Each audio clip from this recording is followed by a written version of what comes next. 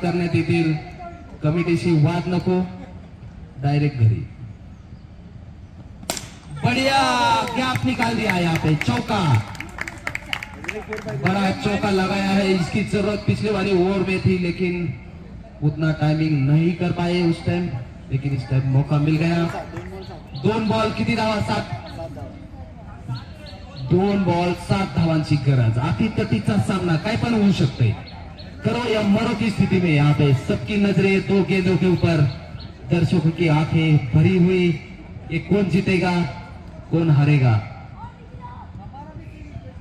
कडक मॅच, कडक सामना.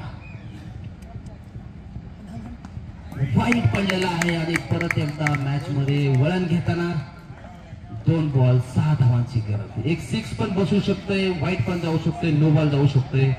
हे क्रिकेट मध्ये काही पण होऊ शकते, आउट पण होऊ शकते. परत एकदा फुलटॉस आणि शंभूने तांडव केलेला आहे. शेवटला दाखवून दिले शंभू आहे तर सगळं आहे.